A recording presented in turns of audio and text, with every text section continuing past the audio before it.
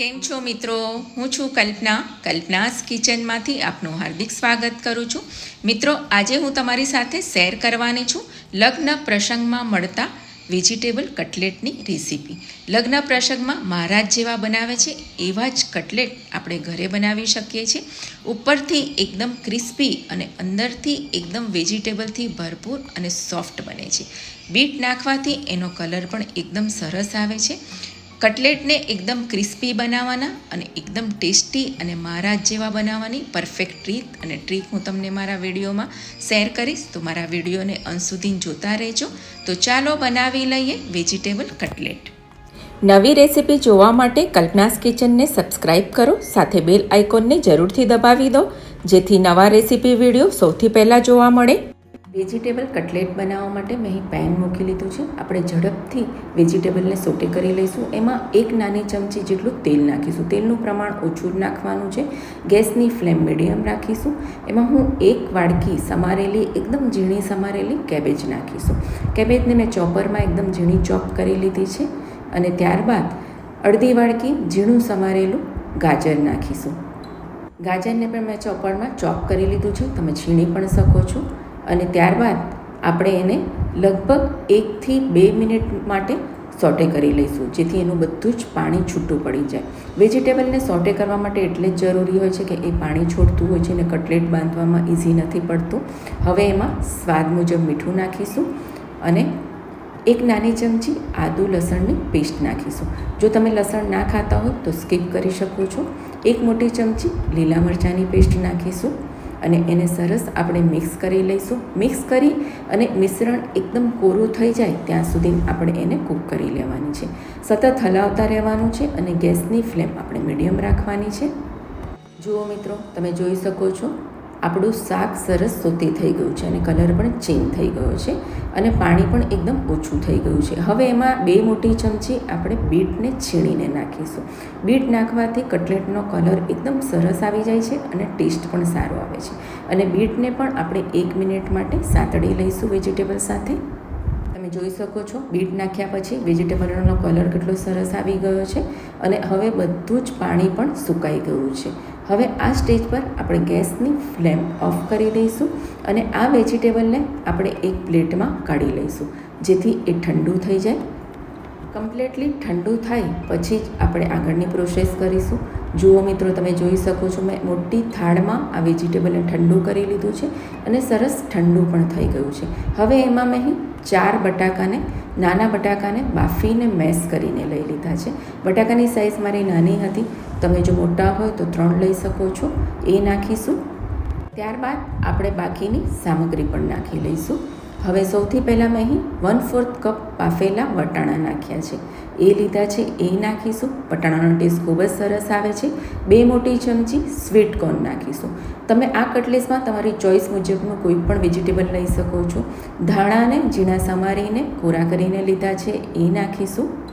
કટલેટને વધારે ટેસ્ટી બનાવવા માટે મેં 2 મોટી ચમચી ગાંઠિયા લીધા છે, પાતળા ગાંઠિયા લીધા છે. તમે સેવ પણ લઈ શકો છો અને ગાંઠિયાનો થોડો ચૂરો કરીને નાખીશું. આમ કરવાથી એનું મોઇસ્ચર પણ ઓછું થઈ જાય છે, પ્લસ એનો ટેસ્ટ પણ ખૂબ જ સરસ આવે છે. ત્યારબાદ આપણે 1 નાની ચમચી મરીનો પાવડર નાખીશું. અડધી નાની ચમચી સંચળ પાવડર નાખીશું, એનો ટેસ્ટ પણ ખૂબ જ સરસ લાગે છે. અને અડધી નાની ચમચી ચાટ મસાલો નાખીશું. ચાટ મસાલો નાખવાથી કટલેટ એકદમ ચટપટા બને છે. અને એમાં આપણે ખટાશ માટે 1 નાની ચમચી આમચૂરનો પાવડર નાખીશું. આમચૂરના પાવડરની જગ્યા પર તમે લીંબુનો રસ પણ લઈ શકો છો. સ્વાદ મુજબ મીઠું નાખીશું. મીઠું નાખતી વખતે ધ્યાન રાખજો, વેજીટેબલ પણમાં નાખ્યું છે અને ચાટ મસાલામાં પણ છે. છેલ્લે એમાં આપણે શેકેલું જીરું નાખીશું, એનું ટેસ્ટ પણ ખૂબ જ સરસ આવે છે. અડધી નાની ચમચી લાલ મરચું પાવડર નાખીશું. અડધી નાની ચમચી ગરમ મસાલો નાખીશું. તીખાશ તમે તમારા ટેસ્ટ મુજબ લઈ શકો છો. અને બધી જ સામગ્રીને આપણે ભેગી કરી લેવાની છે. એના પહેલાં મેં અહીં બ્રેડ ક્રમ લીધા છે. મેં અહીં ફ્રેશ બ્રેડ ક્રમ લીધા છે. ફ્રેશ બ્રેડ 1-2 દિવસની હોય એને મિક્સરમાં પીસી અને બ્રેડ ક્રમ બનાવી લેવાના. 4 મોટી ચમચી આપણે બ્રેડ ક્રમ નાખીશું અને બધું જ મિક્સ કરી લઈશું. મિક્સ કર્યા બાદ એવું લાગે કે હજુ એમાં મોઇસ્ચરનો ભાગ છે, ભીનાશ છે, તો આપણે વધારે બ્રેડ ક્રમ નાખીશું. હજી 2 મોટી ચમચી આપણે બ્રેડ ક્રમ નાખીશું એટલે ટોટલ 6 ચમચી આપણે બ્રેડ ક્રમ લીધા છે. આટલું બ્રેડ ક્રમ નાખ્યા બાદ આપણું પ્રોપર કટલેટનું મિશ્રણ બનીને રેડી થઈ ગયું છે. એને આપણે બધું સરસ મિક્સ કરી લઈશું અને લોટ જેવું થઈ ગયું છે, તમે જોઈ શકો છો. એમાંથી એક મોટી ચમચી જેટલું આપણે મિશ્રણ લઈશું અને હાથથી એને સરસ સોફ્ટ કરી લેવાનું છે. એક મોટો બોલ બનાવી લેવાનો છે. તમને કેટલા મોટા કટલેટ જોઈએ એ પ્રમાણે તમે મિશ્રણ લઈ શકો છો. અને ત્યારબાદ મારી પાસે હાર્ટ શેપનું કટર છે. આ કટલેટનું કટર છે, એને આપણે હાર્ટ શેપમાં કટ કરી લઈશું. આ રીતે એને ફ્લેટ કરી અને એને હાર્ટ શેપથી આપણે આ રીતે પ્રેસ કરી લેવાનું છે કટરથી, અને બાકીનું આપણે બહાર કાઢી લઈશું. અને એને કાઢીને ત્યારબાદ આપણે સરસ સ્મૂથ કરી લઈશું. તમે વિડીયોમાં જોઈ શકો છો એ પ્રમાણે હાથ પર આ રીતે કટરથી પ્રેસ કરીને કટ કરી લેવાનું અને કાઢીને જુઓ સરસ હાથથી એને હાર્ટ શેપનો શેપ આપી દેવાનો. તમે જોઈ શકો છો એકદમ સરસ હાર્ટ શેપના કટલેટ બનીને રેડી થઈ ગયા છે. એને પ્લેટમાં કાઢી લઈશું.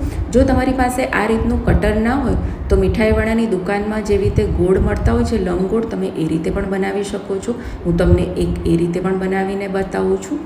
જનરલી મીઠાઈવાળાની દુકાનમાં આ શેપના જ કટલેટ મળતા હોય છે, પરંતુ લગ્ન પ્રસંગમાં આપણે હાર્ટ શેપના કટલેટ્સ બનતા હોય છે. જુઓ, હાથથી સરસ લંબગોળ શેપ આપી અને આપણે લંબગોળ કટલેટ પણ બનાવી શકીએ છીએ. એ પણ સરસ લાગે છે. જુઓ, આ રીતના બને છે એકદમ સરસ.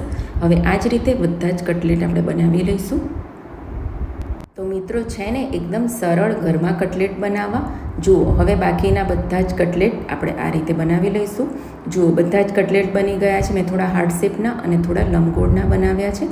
હવે કટલેટને આપણે એક ડીપમાં ડીપ કરીને ફ્રાય કરવાના હોય છે. તો એના માટે મેં અહીં એક મોટી ચમચી મેંદો લીધો છે અને એક મોટી ચમચી આપણે કોર્નફ્લોર લઈશું. કોર્નફ્લોર ઇઝીલી માર્કેટમાં મળી જાય છે. તમારી પાસે ના હોય તો તમે એકલો મેંદો પણ લઈ શકો છો. એમાં 1/4 કપ જેટલું પાણી નાખીશું અને એક પાતળી સ્લરી બનાવીને રેડી કરી લઈશું. એકદમ લમ્સ વગરની, ગાંઠા વગરની સ્લરી બનાવીને રેડી રાખવાની છે. જુઓ, આપણી સ્લરી બનીને રેડી થઈ ગઈ છે. હવે એને આપણે સાઈડમાં રાખી દઈશું. અને મેં અહીં ડ્રાય બ્રેડ ક્રમ લીધા છે. સૂકી બ્રેડના ક્રમ બનાવી લેવાના, અથવા તમારી પાસે ટોસ્ટ હોય તો એને પણ તમે મિક્સરમાં પીસીને બનાવી શકો છો. હવે સૌથી પહેલાં આપણે કટલેટને એક જે લિક્વિડ બનાવ્યું છે આપણે એમાં ડીપ કરી લઈશું આ રીતે, અને ત્યારબાદ સીધું જ એને આપણે બ્રેડ ક્રમમાં કોટ કરી લઈશું. એક હાથથી તમારે એને કોટ કરવાનું છે અને એક હાથથી આપણે એને ડીપ કરવાના છે. બંને હાથ જો તમે બગાડશો તો બ્રેડ ક્રમ તમારું ઘણું પાણીવાળું થઈ જશે. જુઓ, આ રીતે અને સરસ રીતે એને એના પર બધું જ બ્રેડ ક્રમ લાગી જવું જોઈએ, જેથી આપણે જ્યારે એને ફ્રાય કરીએ ત્યારે એ ફાટે નહીં અને ક્રિસ્પી પણ થાય ઉપરનું પડ એનો. અને બરાબર એને હાથથી પછી કટલેટનો શેપ પણ આપી દેવાનો. તમે જોઈ શકો છો એકદમ પરફેક્ટ થઈ ગયું છે કોટિંગ. હવે આપણે હાર્ટ શેપનાને પણ કરી લઈએ. જો, એક હાર્ટ શેપનું કટલેટ આપણે લિક્વિડમાં નાખીશું ડીપમાં, અને એને આપણે કાઢીને તરત જ આપણે એને બ્રેડ ક્રમમાં પણ નાખી દઈશું. કટલેટને બાઇન્ડિંગ માટે આપણે ફ્રેશ બ્રેડ ક્રમ યુઝ કર્યું હતું, પરંતુ એને કોટિંગ માટે આપણે ડ્રાય બ્રેડ ક્રમ જ લેવાનું, એનો ટેસ્ટ વધારે સારો આવે. જુઓ, સરસ બ્રેડ ક્રમને આપણે કોટ કરી લેવાનું છે અને હાથથી હાર્ટ શેપ આપણો બગડે નહીં એ વાતનું પણ ધ્યાન રાખવાનું, અને પ્રેસ પણ સરસ કરી લેવાનું, જેથી બ્રેડ ક્રમ આપણે બહુ વેસ્ટ પણ ના જાય. તમે ફ્રાય કરો ત્યારે તમારું તેલ બહુ ખરાબ ના થાય એ વાતનું પણ ધ્યાન રાખવાનું. એટલે બધા જ બ્રેડ ક્રમ જે વધારે ના હોય એને ખંખેરી લેવાના. જુઓ મિત્રો, સરસ કોટિંગ થઈ ગયું છે. આ રીતે આપણે બધા જ કટલેટને કોટિંગ કરી લઈશું. જુઓ, સરસ કોટિંગ થઈ ગયું છે. હવે એને ફ્રાય કરી લઈએ. કટલેટને તમે સેલો ફ્રાય પણ કરી શકો છો અને ડીપ ફ્રાય પણ કરી શકો છો. મેં અહીં ડીપ ફ્રાય જ કરવાની છું, પણ મેં તેલ ઓછું લીધું છે અને તેલ સરસ ગરમ થવું જોઈએ. જો તેલ તમારું ઓછું ગરમ હશે તો બધા જ કટલેટ તેલ પી જશે અને એકદમ તેલી બની જશે. એટલે તેલ ગરમ હોવું જોઈએ, કારણ કે કટલેટ આપણા બધા કૂક થયેલા છે. ઉપરનું પડ જ આપણે ક્રિસ્પી કરવાનું છે.